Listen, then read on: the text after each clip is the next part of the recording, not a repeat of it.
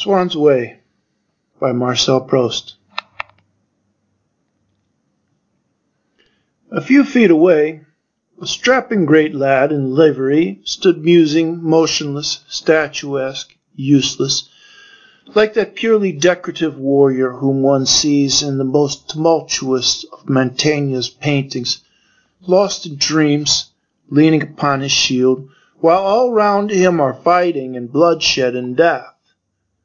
Detached from the group of his companions who were thronging about Swann, he seemed as determined to remain unconcerned in the scene, which he followed vaguely with his cruel greenish eyes, as if it had been the massacre of the innocents, or the martyrdom of St. James.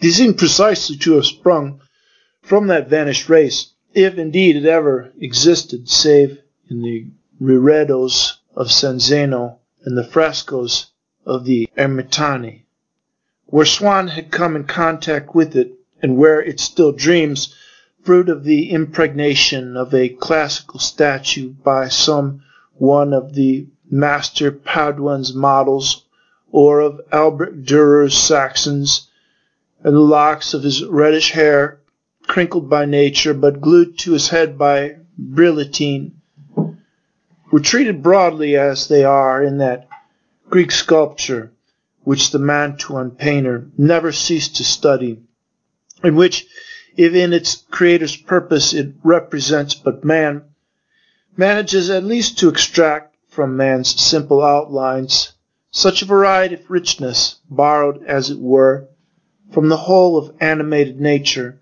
that a head of hair, by the glossy undulation and beak-like points of its curls, or in the overlaying of the florid triple diadem of its brushed tresses, can suggest at once a bunch of seaweed, a brood of fledgling doves, a bed of hyacinths, and a serpent's writhing back.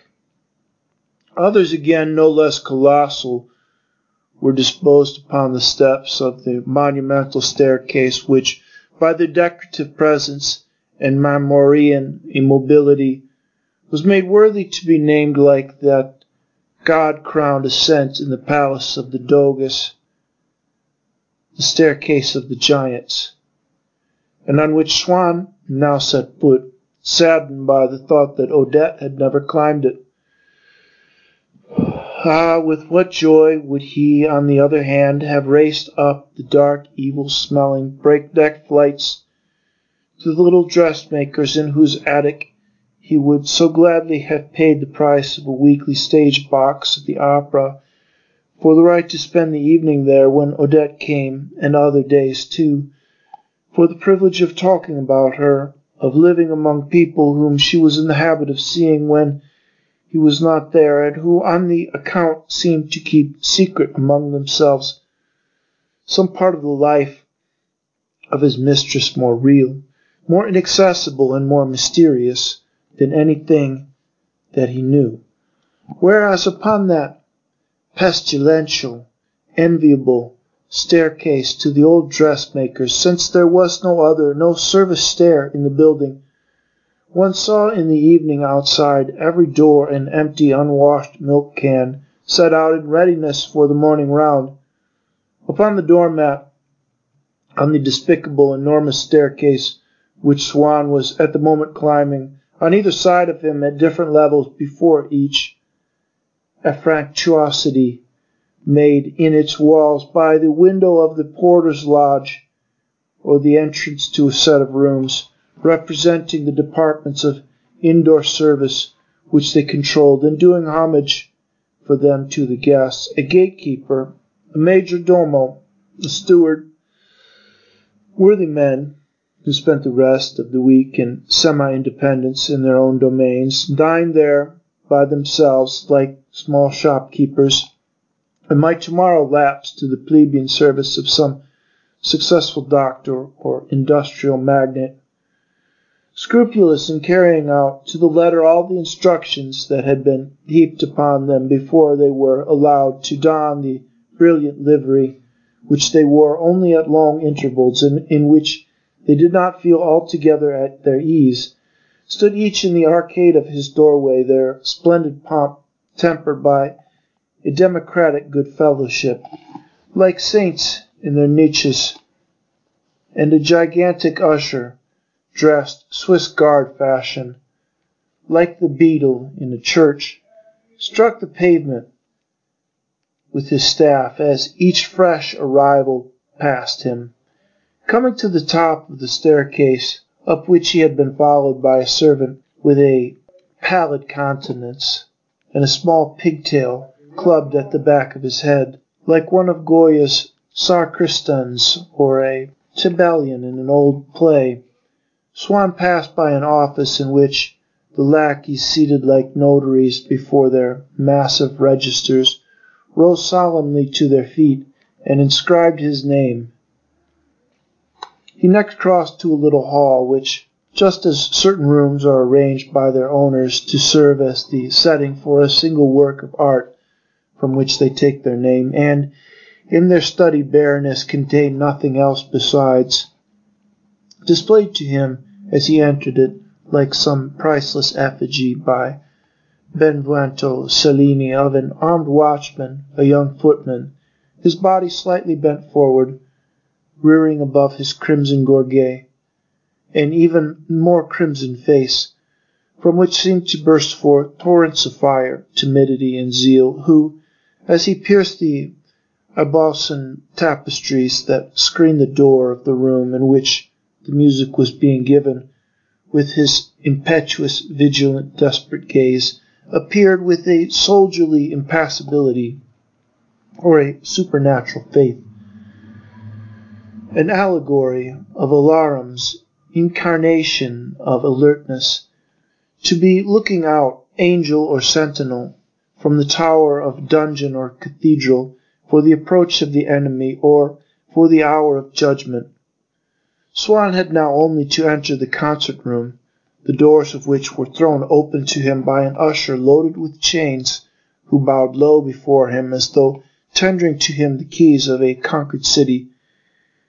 But he thought of the house in which at that very moment he might have been, if Odette had but permitted, and the remembered glimpse of an empty milk can upon a door-mat wrung his heart. He speedily recovered his sense of the general ugliness of the human male when, on the other side of the tapestry curtain, the spectacle of the servants gave place to that of the guests.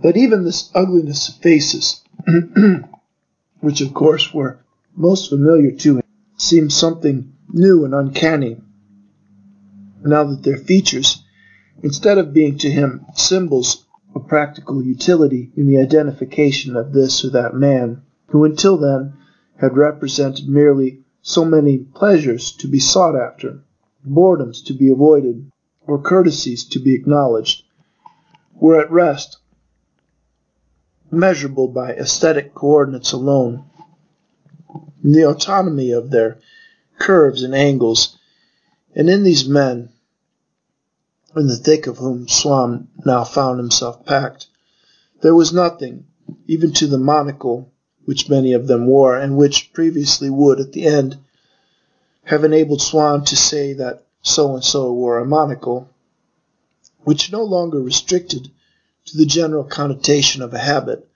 the same in all of them, but not now strike him with a sense of individuality in each, perhaps because he did not regard General de Fauberville and the Marquis de Brut, who were talking together just inside the door, as anything more than two figures in a picture, whereas they were the old and useful friends who had put him up for the Jockey Club and had supported him in duels.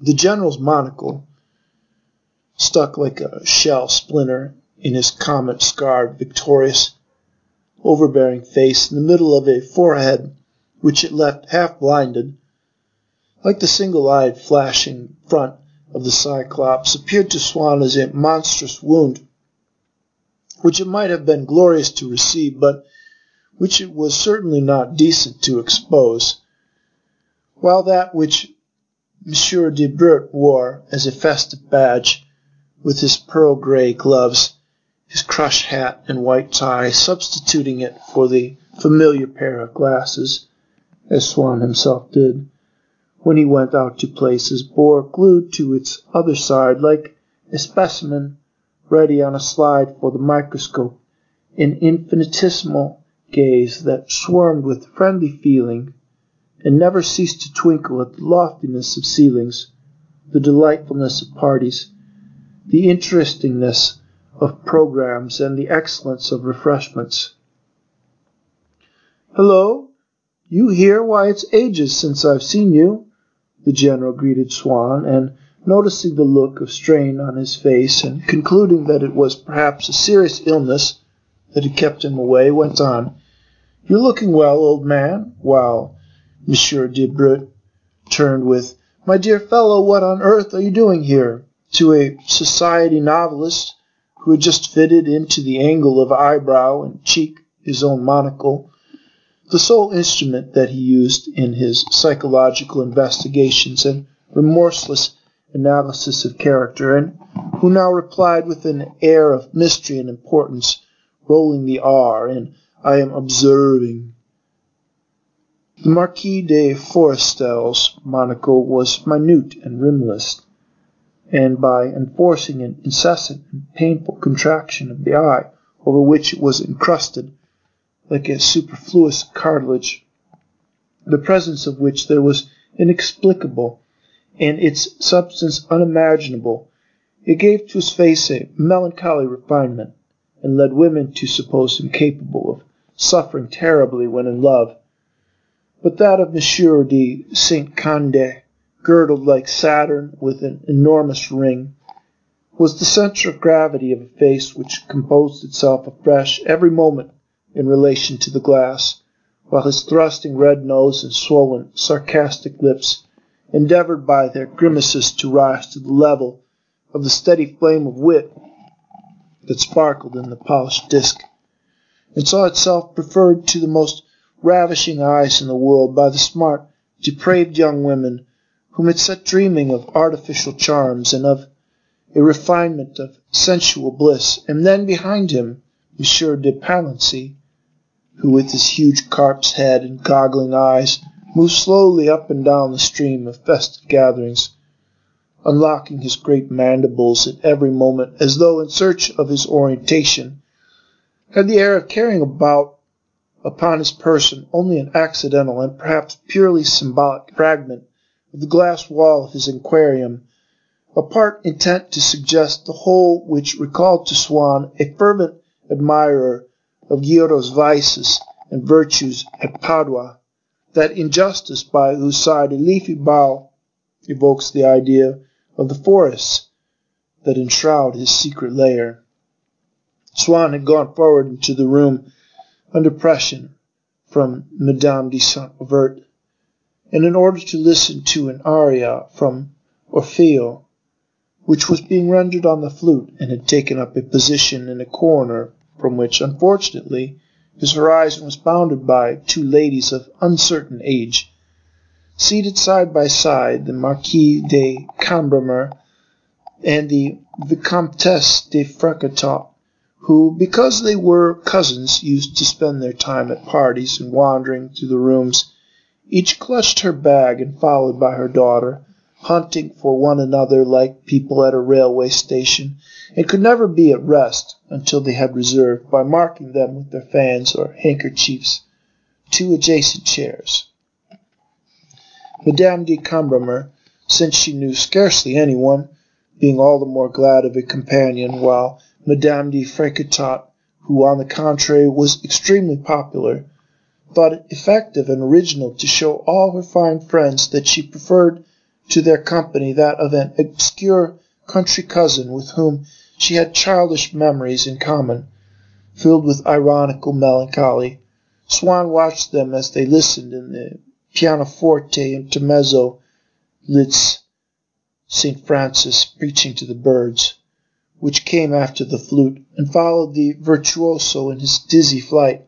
Madame de Fracatot, anxiously, her eyes starting from her head, as though the keys over which his fingers skipped with such agility were a series of trapezes, from any one of any which he might come crashing 100 feet to the ground, stealing now and then a glance of astonishment and unbelief at her companion, as who should say, "It isn't possible. I would never have believed that a human being could do all that."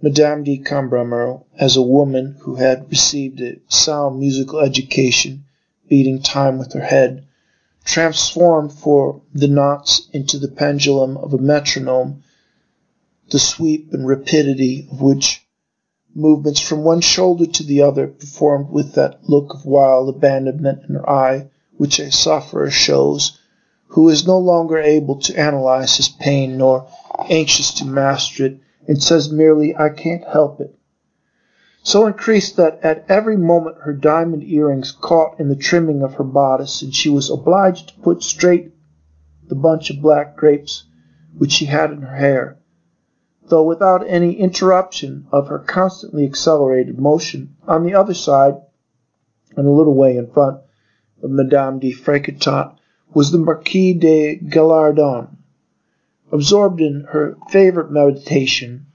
namely upon her own kinship with the Hermantes family, from which she derived both publicity and in private a good deal of glory, not unmingled with shame, the most brilliant ornaments of that house remaining somewhat aloof from her, perhaps because she was just a tiresome old woman, or because she was a scandalous old woman, or because she came of an inferior branch of the family, or very possibly for no reason at all. When she found herself seated next to someone whom she did not know, as she was at this moment next to Madame de Fréquetat, she suffered acutely from the feeling that her own consciousness of her Hermantes connection could not be made externally manifest in visible character like those which in the mosaics in Byzantine churches, placed one beneath another, inscribe in a vertical column by the side of some sacred personage the words which he is supposed to be uttering. At this moment she was pondering the fact that she had never received an invitation or even call from her young cousin, the Princess de Slams, during the 6 years that had already elapsed since the latter's marriage. The thought filled her with anger and with pride, for by virtue of having told everyone who expressed surprise at never seeing her at Madame de Slams that it was because of the risk of meeting the Princess Matilda there, a degradation which her own family, the truest and bluest of legitimists, would never have forgiven her. She had become gradually to believe that this actually was the reason for her not visiting her young cousin. She remembered, it is true, that she had several times inquired of Madame de Slams how they might contrive a meeting, but she remembered it only in a confused way, and besides did more than neutralize this slightly humiliating reminiscence by murmuring, "After all, it isn't for me to take the first step. I'm at least 20 years older than she is." And fortified by these unspoken words, she flung her shoulders proudly back until they seemed to part company with her bust, while her head, which lay almost horizontally upon them, made one think of the stuck-on head of a pheasant, which is brought to the table regally adorned with its feathers. Not that she in the least degree resembled a pheasant, having been endowed by nature with a short and squat and masculine figure, but successive mortifications had given her a backwards tilt, such as one may observe in trees which have taken root on the very edge of a precipice, and are forced to grow backwards to preserve their balance. Since she was obliged, in order to console herself for not quite being on a level with the rest of the Hermantes, to repeat to herself incessantly that it was owing to the uncompromising rigidity of her principles and pride that she saw so little of them. The constant iteration had gradually remolded her body and had given her a sort of bearing which was accepted by the plebeian as a sign of breeding, and even kindled at times a momentary spark in the jaded eyes of old gentlemen in clubs. Had anyone subjected Madame de Gallardon's conversation to that form of analysis which, by noting the relative frequency of its several terms would furnish him with the key to a ciphered message. He would at once have remarked that no expression, not even the commonest forms of speech, occurred in it nearly so often as "at my cousin's the Hermantes, at my aunt Hermantis's, Elzier de Hermantis's health, my cousin Hermantis's box." If anyone spoke to her of a distinguished personage, she would reply that although she was not personally acquainted with him, she had seen him hundreds of times at her aunt Hermantis's, but she would utter this reply in so icy a tone, with such a hollow sound, that it was at once quite clear that if she did not know the celebrity personally, that was better, because all of the obstinate, ineradicable principles against which her arching shoulders were stretched back to rest, as on one of those ladders on a gymnastic instructor, which makes us extend so as to develop the expansion of our chests. At this moment the Princess des Lames, who had not been expected to appear at Madame de Saint-Avert's that evening, did in fact arrive.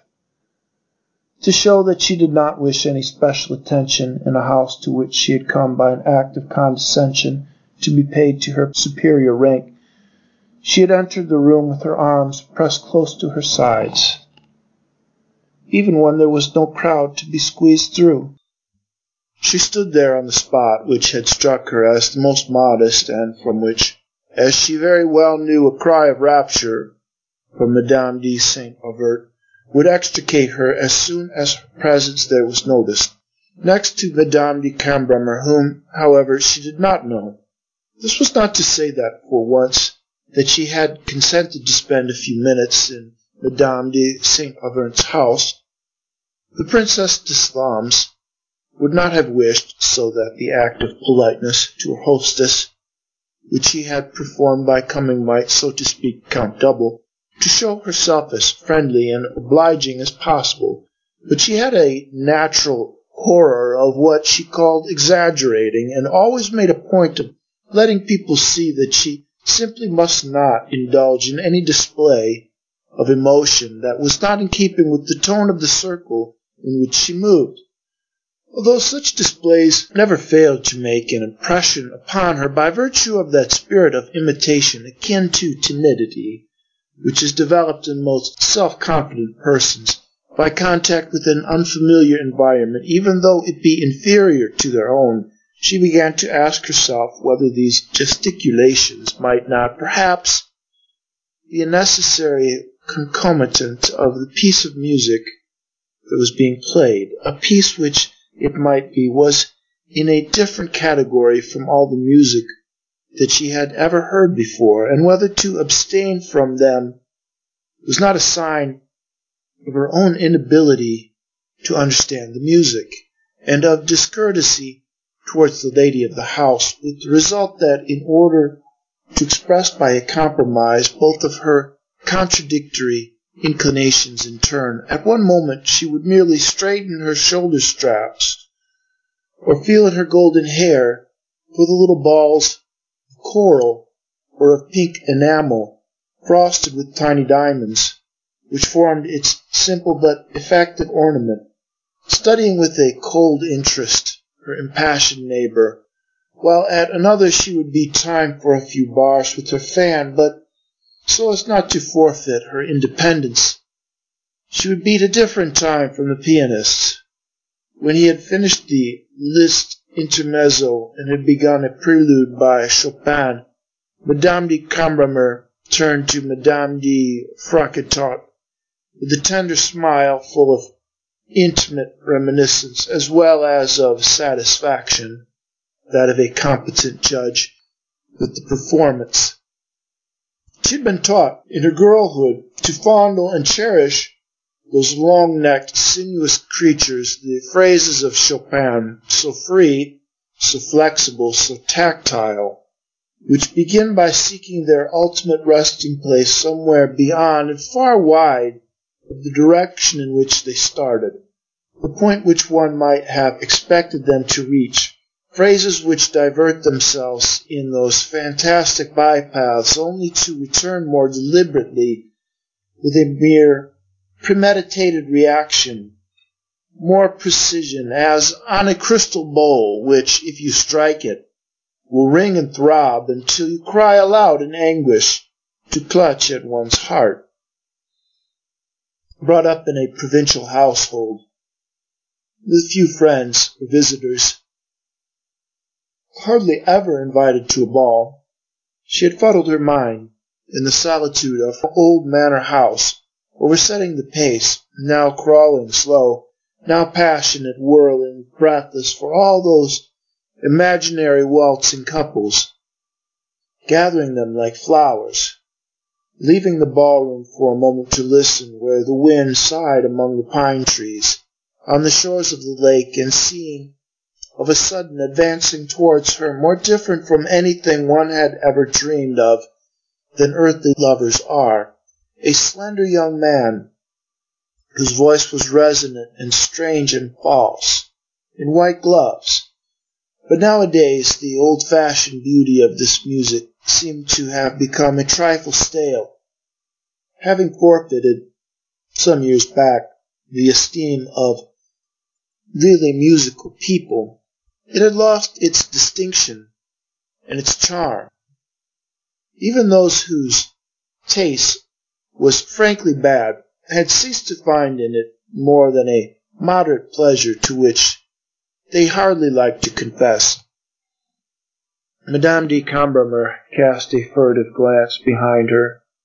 She knew that her young daughter-in-law, full of respect for her new and noble family, except on such matters as related to the intellect, upon which, having got as far as harmony and the Greek alphabet, she was specially enlightened, despised Chopin, and felt quite ill when she heard him played, but finding herself free from the scrutiny of this Wagnerian, who was sitting at some distance in a group of her own contemporaries, Madame de Cambremer let herself drift upon a stream of exquisite memories and sensations. The Princess de Lams was touched also, though without any natural gift for music. She had received, some 15 years earlier, the instruction which a music mistress of the Faubourg Saint-Germain, a woman of genius who had been towards the end of her life reduced to penury, had started at 70 to give the daughters and granddaughters of her old pupils. The lady was now dead, but her method and echoing of her charming touch came to life now and then in the fingers of her pupils. Even those who had been in other respects quite mediocre had given up music and hardly ever opened a piano.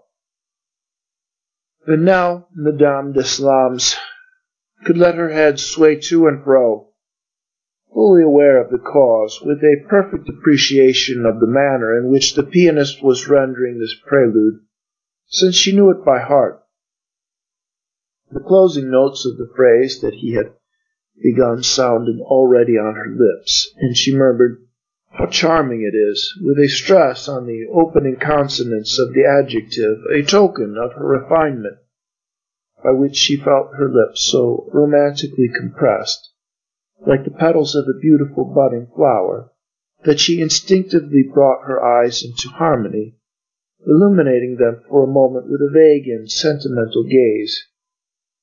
Meanwhile, Madame de Gallardon had arrived at the point of saying to herself how annoying it was that she had so few opportunities of meeting the Princess de Slams, for she meant to teach her a lesson by not acknowledging her bow. She did not know that her cousin was in the room. A movement of Madame Frequentat's head disclosed the princess. At once Madame de Gallardon dashed towards her, upsetting all her neighbors, although determined to preserve a distant and glacial manner which should remind everyone present that she had no desire to remain on friendly terms with a person in whose house one might find oneself at any day cheek by jowl with the Princess Mathilde, and to whom it was not her duty to make advances, since she was not of her generation. She felt bound to modify this air of dignity and reserve by some non-committal remark which would justify her overture and would force the princess to engage in conversation. And so when she reached her cousin, Madame de Gallardon, with a stern countenance and one hand thrust out as though she were trying to force a card, began with, "How is your husband?"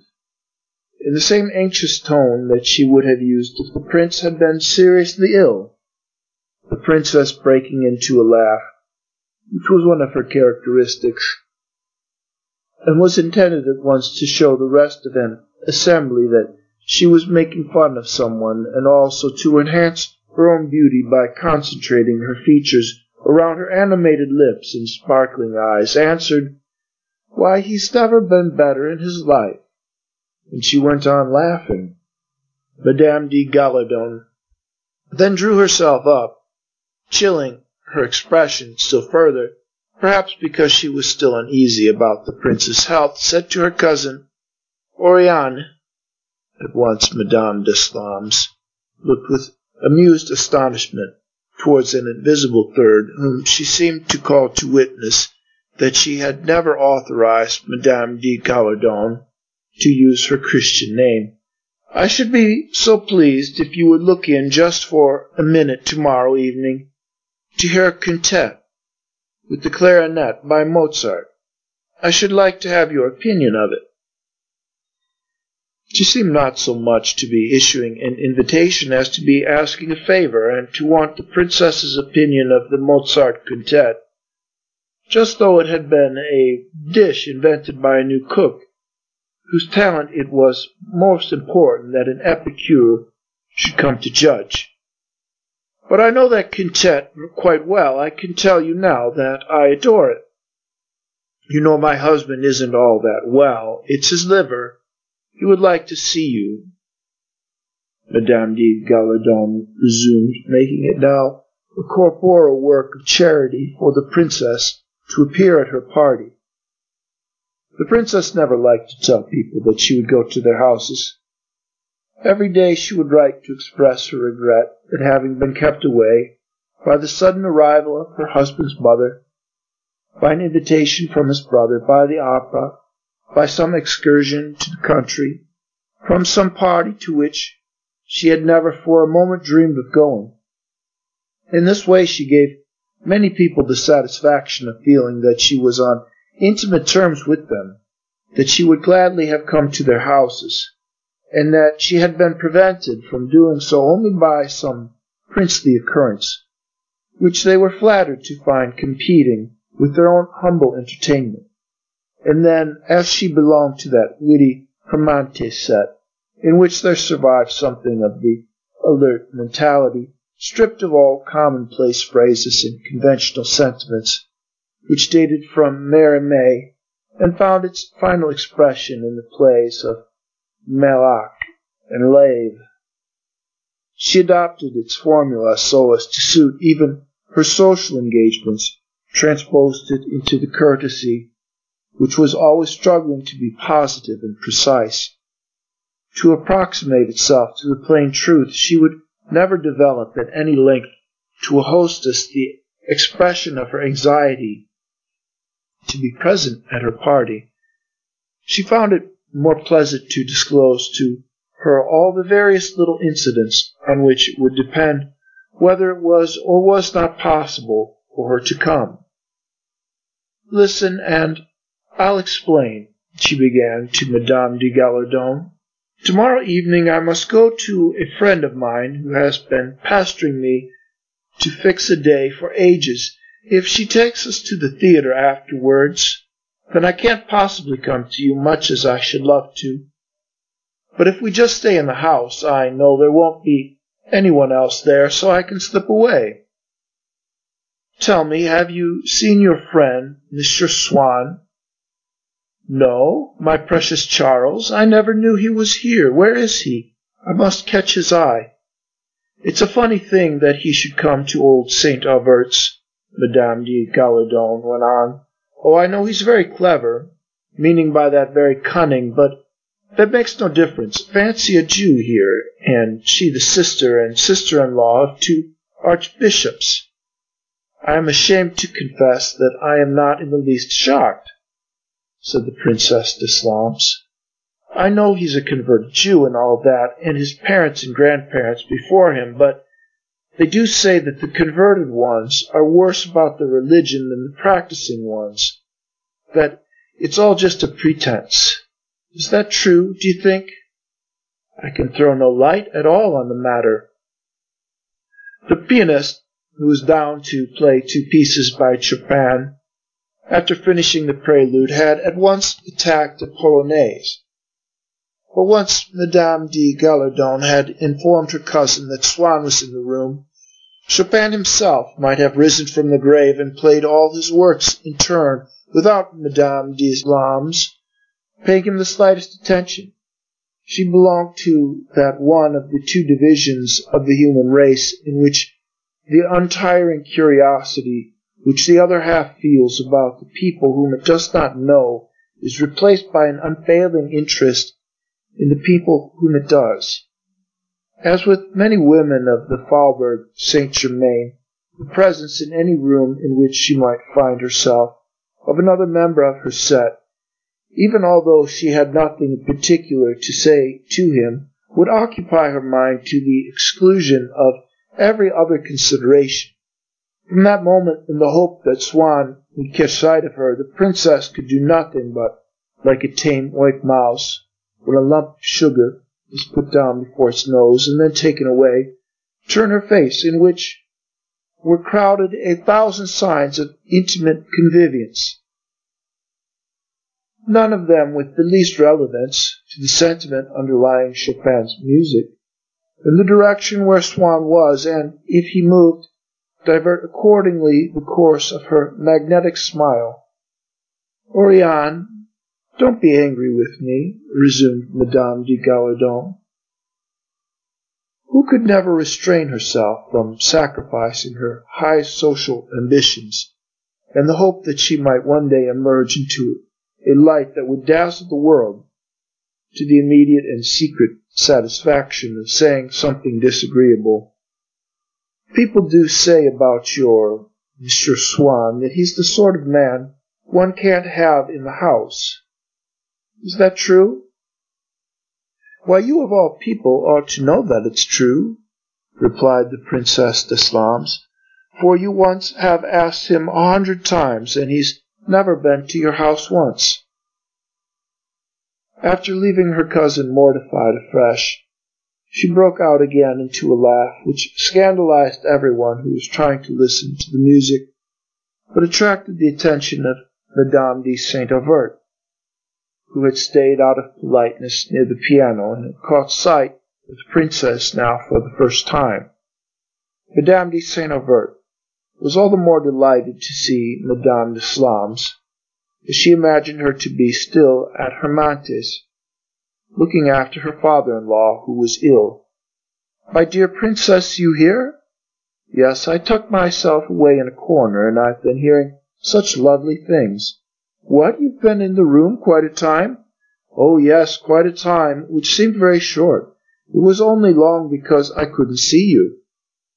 Madame de Saint-Auvert offered her own chair to the princess, who declined it with, "Oh, please, no. Why should you? It doesn't matter in the least where I sit," and deliberately picking out so as the better to display the simplicity of a really great lady, a low seat without a back. There, now, that hassock, that's all I want.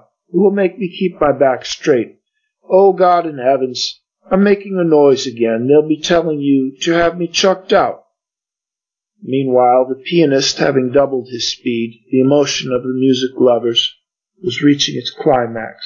The servant was handing refreshments about on a salver. It was about making the spoons rattle, and, as on every other party night, Madame de Saint-Auvert was making signs to him, which he never saw, to leave the room. A recent bride, who had been told that a young woman ought never to appear bored, was smiling vigorously, trying to catch her hostess's eye, so as to flash a token of her gratitude for the others having thought of her in connection with so delightful an entertainment. And yet, although she remained more calm than Madame de Frankentop, it was not without some uneasiness that she followed the flying fingers. What alarmed her being not the pianist's fate, but the piano's, on which her lighted candle, jumping at each fortissimo, threatened, if not to set its shade on fire, at least to spill wax upon the ebony. At last she could contain herself no longer, and running up the 2 steps of the platform on which the piano stood, flung herself on the candle to adjust its sconce. But scarcely had her hand come within reach of it when, on a final chord, the piece finished, and the pianist rose to his feet. Nevertheless, the bold initiative shown by this young woman, and the moment of blushing confusion between her and the pianist which resulted from it, produced an impression that was favorable on the whole. "Did you see what the girl did just now, Princess?"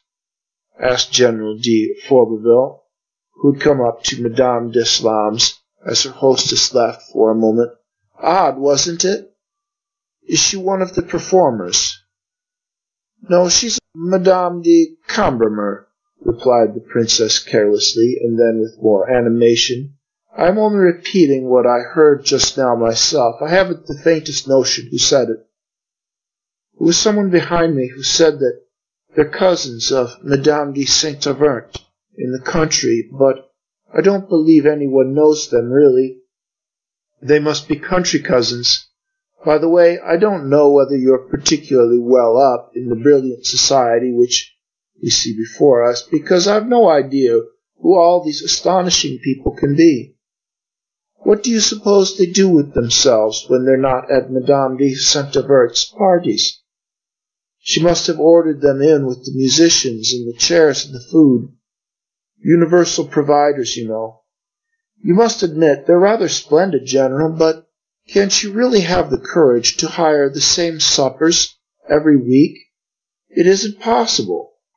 "Oh, but Cambremer is quite a good name. Old, too," protested the General.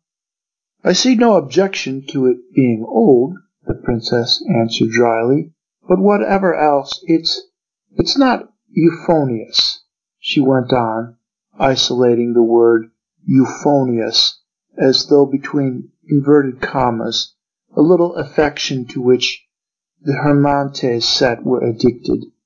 "You think not, eh? She's a regular little peach, though," said the General, whose eyes never strayed from Madame de Cambremer. "Don't you agree with me, Princess?"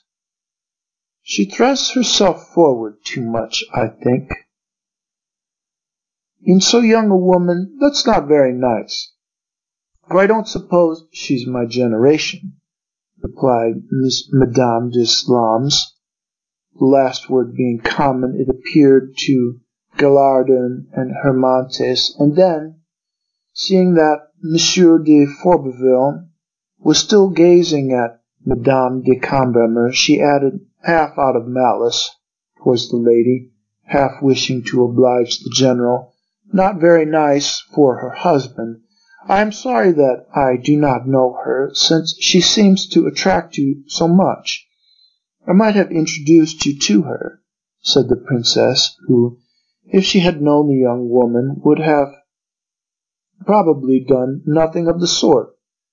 "And now I must say good night, because one of my friends is having a birthday party, and I must go and wish her many happy returns," she explained modestly and with truth, reducing the fashionable gathering to which she was going to the simple proportions of a ceremony which would be boring in the extreme, but at which she was obliged to be present, and there would be something touching about her appearance. "Besides, I must pick up Basin. While I've been here, he's gone to see those friends of his. You know them too, I'm sure, who are called after a bridge. Oh, yes, Viennas." "It was a battle before it was a bridge, Princess. It was a victory," said the General. "I mean to say, to an old soldier like me," he went on, wiping his monocle and replacing it as though he were laying a fresh dressing on the wound underneath. While the princess instinctively looked away, that empire nobility, well, of course, it's not the same thing, but after all, taking it as it is, it's very fine of its kind. They were people who really did fight like heroes. But I have the deepest respect for heroes, the princess assented, though with a faint trace of irony. If I don't go with Basin to see this Princess Diana, it isn't that for that at all. It's simply because I don't know them. Basin knows them. He worships them. Oh, no, it's not what you think. He's not in love with her. I've nothing to set my face against him. Besides, what good has it ever done when I have set my face against them? She queried sadly. For the whole world knew that ever since the day upon which the Prince d'Islams had married his fascinating cousin, he had been consistently unfaithful to her. Anyhow, it isn't that at all. They're people as he has known for ever so long. They do him very well, and that suits me down to the ground. But I must tell you what he's told me about their house. It's quite enough. Can you imagine it? All their furniture is empire. But, my dear princess, that's only natural. It belonged to their grandparents. I don't quite say it didn't, but that doesn't make it any less ugly. I quite understand that people can't always have nice things, but at least they needn't have things that are merely grotesque. What do you say? I can think of nothing more devastating, more utterly smug, than that hideous style. Cabinets covered all over with swans' heads like bath taps. But I believe all the same that they've got some lovely things. Why, they must have that famous mosaic table on which the treaty of... Oh, I don't deny they may have things that are interesting enough from the historical point of view, but things like that can't ever be beautiful because they're simply horrible. I've got things like that myself that came to Basin from the Montesquinos, only they're up in the attics at Hermantes, where nobody ever sees them. But after all, that's not the point. I would fly to see them with Basin. I would even go to see them among all their sphinxes and brasses if I knew them, but I don't know them. Do you know? It was always taught when I was a little girl that it was not polite to call on people one didn't know. She assumed a tone of childish gravity. And so I am just doing what I was taught to do. Can't you see those good people with a truly strange woman bursting into their house? Why, I might get a most hostile reception. And she coquettishly enhanced the charm of the smile which the idea had brought to her lips by giving to her blue eyes, which were fixed on the general, a gentle, dreamy expression. My dear princess, you know that they'd be simply wild with joy. No, why?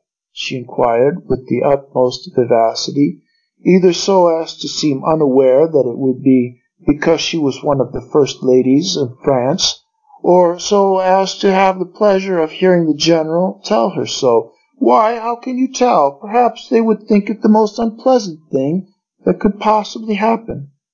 I know nothing about them. But if they're anything like me, I find it quite boring enough to see the people I do know. I'm sure if I had to see people I didn't know as well, even if they had fought like heroes, I should go stark mad. Besides, except when it's an old friend like you, whom one knows quite apart from that, I'm not sure that heroism takes one very far in society. It's often quite boring enough to have to give a dinner party, but if one had to offer one's arm to Spartacus, to let him take one down, really no, it would never be Vercingetorix I should send for to make a 14th, I feel sure. I should keep him for really big crushes, and as I never give any. Ah, princess, it's easy to see that you're not a Hermantes for nothing. You have your share of it, all right, the wit of the Hermantes. But people always talk about the wit of Hermantes. I could never make out why. Do you really know any others who have it? She rallied him. with a rippling flow of laughter, her features concentrated, yoked to the service of her animation, her eyes sparkling, blazing with the radiant sunshine of gaiety, which could be kindled only by such speeches, even if the princess had to make them herself, as were in praise of her wit or of her beauty. "Look, there's Swann talking to your Cambrimer woman over there, besides old St. Albert. Don't you see him? Ask him to introduce you. But hurry up, he seems to be just going." "Did you notice how dreadfully ill he's looking?" asked the general. "My precious Charles? Ah, he's coming at last. I was beginning to think he didn't want to see me." Swann was extremely fond of the Princess de Slams, and at the sight of her recalled to him Hermontes, a property close to Cambrai, and all that country which he so dearly loved and had ceased to visit, so as not to be separated from Odette. Slipping into the manner half artistic, half amorous, with which he could always manage to amuse the princess, a manner which came to him quite naturally whenever he dipped for a moment into the old social atmosphere, and wishing also to express in words for his own satisfaction the longing that he felt for the country. "Ah!" he exclaimed, or rather intoned, in such a way as to be audible at once to Madame de Saint-Event, to whom he spoke, and to Madame de Slams, for whom he was speaking. "Behold our charming princess. See, she has come up on purpose from Hermontes to hear St. Francis preach to the birds, and has only just had time, like a dear little titmouse, to go and pick a few little hips and haws and put them in her hair. There are even some drops of dew upon them still, a little of the hoarfrost, which must be making the Duchess down there shiver. It is very pretty indeed, my dear princess." "What? The princess came up on purpose from Hermontes? But that's too wonderful. I never knew. I am quite bewildered," Madame de Saint-Event protested with quaint simplicity, being but little accustomed to Swann's way of speaking, and then examining the princess's headdress. "Why, you're quite right. It is copied from, what shall I say, not chestnuts, no. Oh, it's a delightful idea, but how can the princess have known what was going to be on my program? The musicians didn't tell me, even." Swann, who was accustomed when he was with a woman whom he had kept up the habit of addressing in terms of gallantry, to pay her delicate compliments, which most other people would not and need not understand, did not condescend to explain to Madame de Saint-Evert that he had been speaking metaphorically. As for the princess, she was in fits of laughter, both because Swann's wit was highly appreciated by her set, and because she could never hear a compliment addressed to herself without finding it exquisitely subtle and irresistibly amusing. "Indeed, I'm delighted, Charles, if my little hips and haws meet with your approval. But tell me, why did you bow to that Cambrimer person? Are you also her neighbor in the country?" Madame de Saint-Evert, seeing that the princess seemed quite happy talking to Swann, had drifted away. "But you are yourself, princess." "I? Why, they must have countries everywhere, those creatures. Don't I wish I had?" "No, not the Cambrimers, her own people. She was Legrandin, and used to come to Cambrai. I don't know whether you are aware that you are Comtesse de Cambrai, and that the chapter owes you a due." "I don't know what the chapter owes me, but I do know that I'm touched for 100 francs every year by the curé, which is a due that I could very well do without. But surely these Cambrimers have rather a startling name. It ends just in time, but it ends badly," she said with a laugh. "It begins no better." Swann took the point. "Yes, that double abbreviation. Someone very angry and very proper who didn't dare to finish the first word. But since he couldn't stop himself beginning the second, he'd have done better to finish the first and be done with it. We are indulging in the most refined form of humor, my dear Charles. It is the very best of taste, but how tiresome it is that I never see you now, she went on in a coaxing tone. I do so love talking to you. Just imagine. I could not make that idiot Froberville see that there was anything funny about the name Combermer. Do you agree that life is a dreadful business? It's only when I see you that I stop feeling bored. Which was probably not true, but Swann and the princess had the same way of looking at the little things of life, the effect, if not the cause of which, was a close analogy between their modes of expression and even of pronunciation. This similarity was not striking, because no two things could have been more unlike than their voices. But if one took the trouble to imagine Swann's utterances divested of the sonority that enwrapped them, of the moustache from under which they emerged, one found that they were the same phrases, the same inflections, that they had the tone of the Hermante set. On important matters Swann and the princess had not an idea in common, but since Swann had become so melancholy, and was always in that trembling condition which precedes a flood of tears, he had the same need to speak about his grief that a murderer has to tell someone about his crime. And when he heard the princess say that life was a dreadful business, he felt as much comforted as if she had spoken to him of Odette. Yes, life is a dreadful business. We must meet more often, my dear friend. What is so nice about you is that you are not too cheerful. We could spend a most pleasant evening together. I'm sure we could. Why not come down to Hermante's? My mother-in-law will be wild with joy. It's supposed to be very ugly down there, but I must say I found the neighborhood not at all unattractive. I have a horror of picturesque spots. I know it well. It's delightful, replied Swann. It's almost too beautiful, too much alive for me just at present. It's a country to be happy in. It's perhaps because I have lived there, but things there speak to me so. As soon as a breath of wind gets up and the cornfields begin to stir, I feel that someone is going to appear suddenly, that I am going to hear some news, and those little houses by the water's edge. I should be quite wretched. Oh, my dearest Charles, do take care. There's that appalling Rampillion woman. She's seen me. Hide me somewhere. She's seen me. Hide me somewhere. Do tell me again, quickly, what it was that happened to her. I get so mixed up. She's just married off her daughter, or her lover, I can never remember. Perhaps both to each other. Oh, no, I remember now. She's been dropped by her prince. You tend to be talking so that the poor old Bernice shan't come and invite me to dinner. Anyhow, I'm going. Listen, my dearest Charles, now that I have seen you once in a blue moon, won't you let me carry you off and take you to the Princess de Parme's, who would be so pleased to see you, you know, and Basin, too, for that matter. He's meeting me there. If one didn't get the news of you sometimes from Meme, remember, I never see you at all now.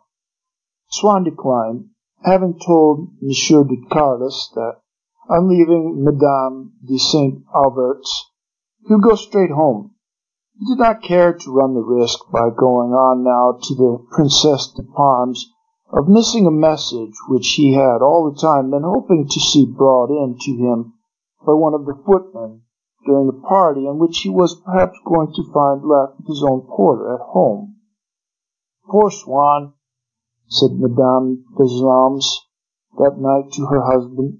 He is always charming, but he does look so dreadfully unhappy. You will see for yourself, for he has promised to dine with us one of these days.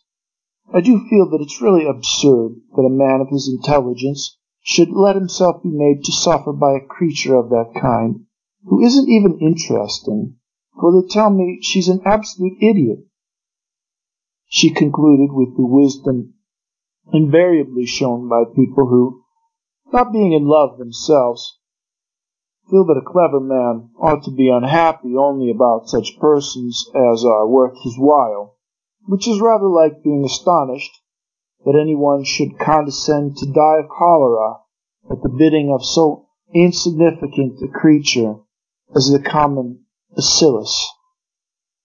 Swann now wished to go home, but just as he was making his escape, General de Fauberville caught him and asked for an introduction to Madame de Cambermer, and he was obliged to go back into the room to look for her. I say, Swann, I'd rather be married to that little woman than killed by savages.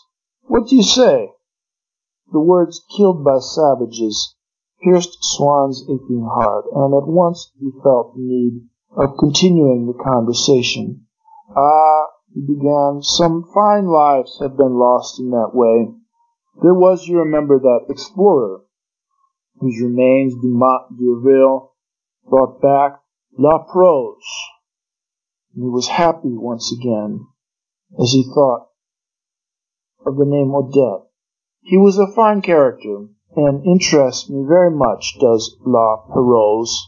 He ended sadly. Oh, yes, of course, La Perrose, said the General. It's quite a well-known name.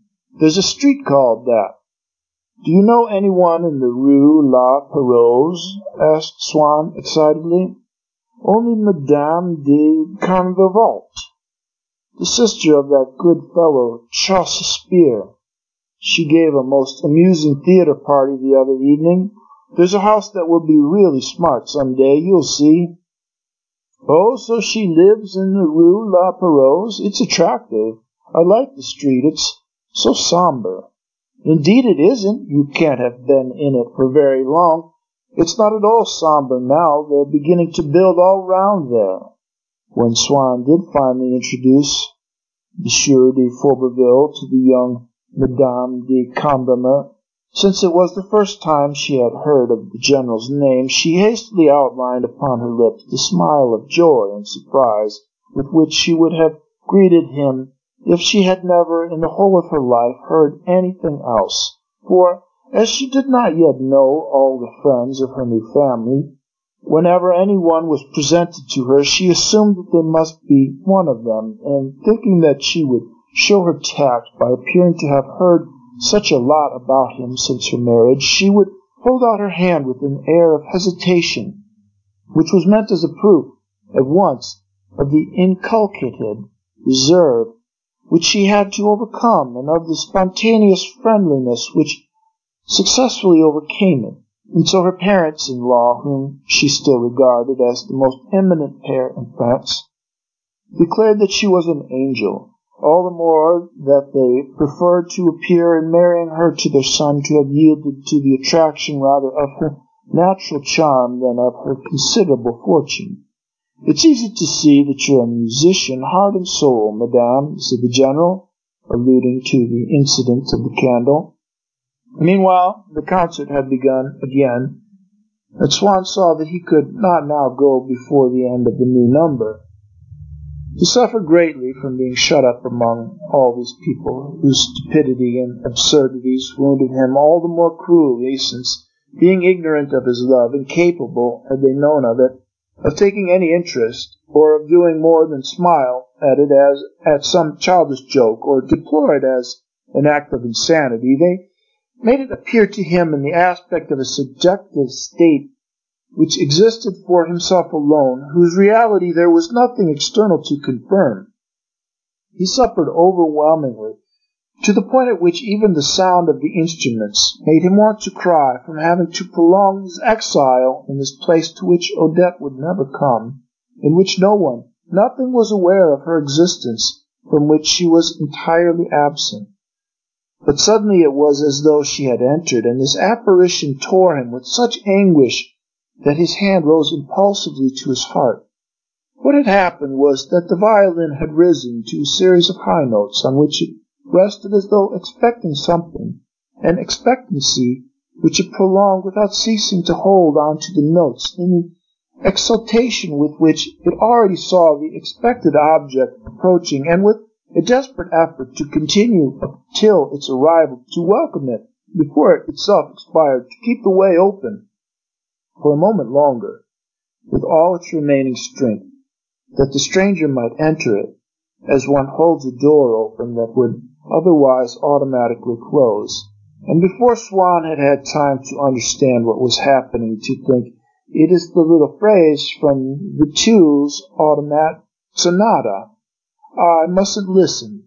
All his memories of the day when Odette had been in love with him, which he had succeeded up till that evening in keeping invisible in the depths of his being, deceived by the sudden reflection of a season of love, whose sun, they supposed, had dawned again, had awakened from their slumber, had taken wing and risen to sing madly in his ears, without pity for his present desolation, the forgotten strains of happiness.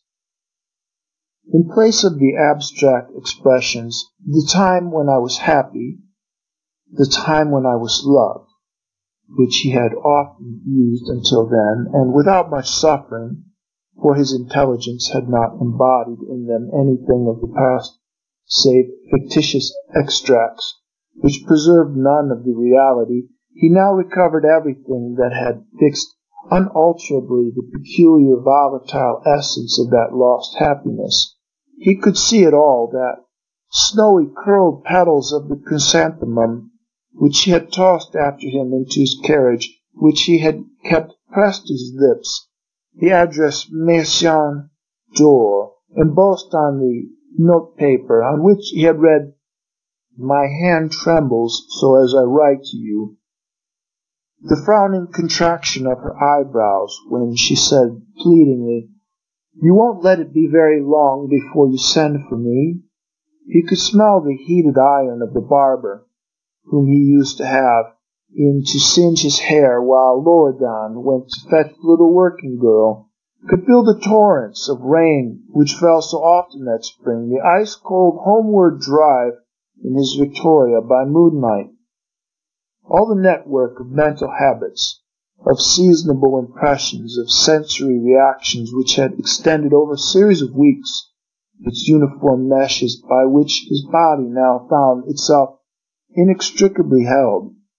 At that time he had been satisfying a sensual curiosity to know what were the pleasures of those people who lived for love alone. He had supposed that he could stop there, that he would not be obliged to learn their sorrows also. How small a thing the actual charm of Odette was now in comparison with that formidable terror which extended it like a cloudy halo all around her, that enormous anguish of not knowing at every hour of the day and night what she had been doing, of not possessing her wholly, at all times and in all places. Alas, he recalled the accents in which she had exclaimed, "But I can see you at any time. I am always free."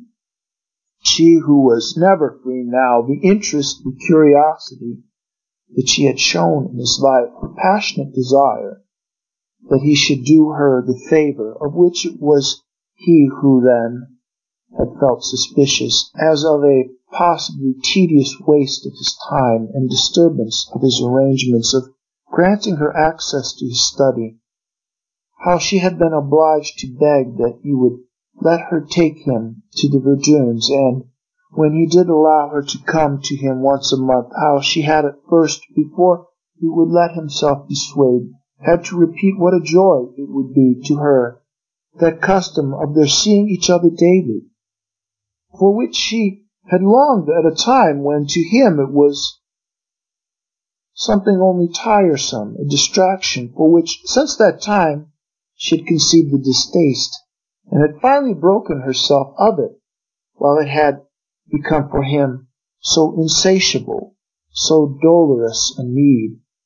Little had he suspected how truly he spoke when, on their third meeting, as she repeated, "But why don't you let me come to you oftener?" He had told her, laughing and in a vein of gallantry, that it was for fear of forming a hopeless passion. Now, alas, it still happened at times that she wrote to him from a restaurant or hotel on paper which bore a printed address, printed in letters of fire that seared his heart, written from the Hotel Roulemont, What on earth can she have gone there for? With whom? What happened there?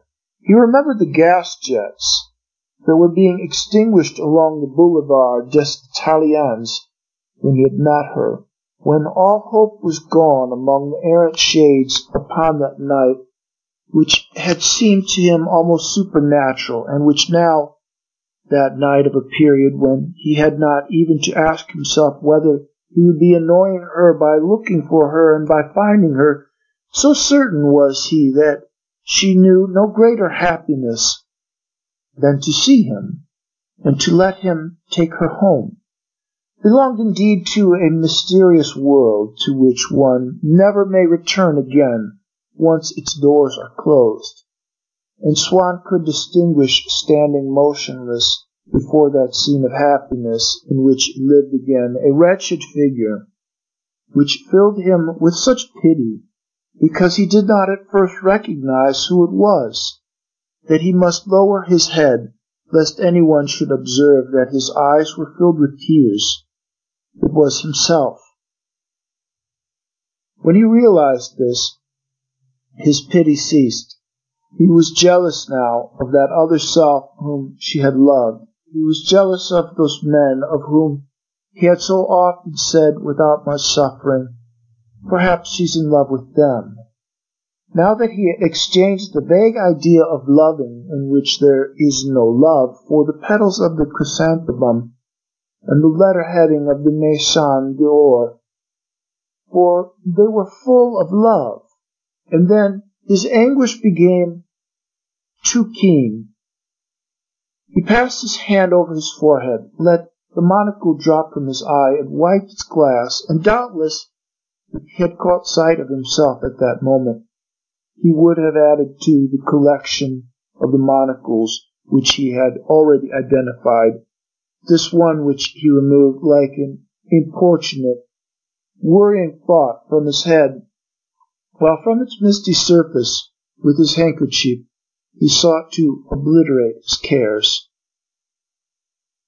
There are in the music of the violin, if one does not see the instrument itself, and so cannot relate what one hears to its form, which modifies the fullness of the sound, accents which are so closely akin to those of certain contralto voices, that one has the illusion that a singer has taken her place amid orchestra. One raises one's eyes. One sees only the wooden case, magical as a Chinese box, but at moments one is still tricked by the deceiving appeal of the siren. At times, too, one believes that one is listening to a captive spirit, struggling in the darkness of its masterful box, a box quivering with enchantment like a devil immersed in a steep of holy water. Sometimes, again, it is in the air at large like a pure and supernatural creature that reveals to the ear as it passes its invisible message. As though the musicians were not nearly so much playing the little phrase as performing the rites on which it insisted before it would consent to appear, as proceeding to utter the incantations necessary to procure and to prolong for a few moments the miracle of its apparition. Swann, who was no more able now to see it than if it had belonged to a world of ultraviolet light, who experienced something like the refreshing sense of the metamorphosis in that momentary blindness with which he had been struck as he approached it, Swann felt that it was present like a protective goddess, a confidant of his love, who, so as to be able to come to him through the crowd and to draw him aside to speak to him, had disguised herself in this sweeping cloak of sound. And as she passed him light, soothing, as softly murmured as the perfume of a flower, telling him what she had to say, every word of which he closely scanned, starry to see them fly away so fast, he made involuntary with his lips the motion of kissing as it went by him, the harmonious fleeting form He felt that he was no longer in exile and alone, since she, who addressed herself to him, spoke to him in a whisper of Odette. For he had no longer, as of old, the impression that Odette and he were not known to the little phrase. Had it not often been the witness of their joys? True that, as often, it had warned him of their frailty, and indeed, whereas in that distant time he had divined an element of suffering in its smile, in its limpid and disillusioned intonation, tonight he found there rather the charm of a resignation that was almost gay. Of those sorrows of which the little phrase had spoken to him then, which he had seen it, without his being touched by them himself, carry past him smiling on its sinuous and rapid course, of those sorrows which were now become his own, without his having any hope of being ever delivered from them, it seemed to him to say, as once it had said of his happiness, "What does all that matter? It is all nothing." And Swann's thoughts were borne for the first time on a wave of pity and tenderness towards the Vinteuil, towards that unknown exalted brother, who also must have suffered so greatly. What could his life have been? From the depth of what well of sorrow could he have drawn that godlike strength, that unlimited power of creation?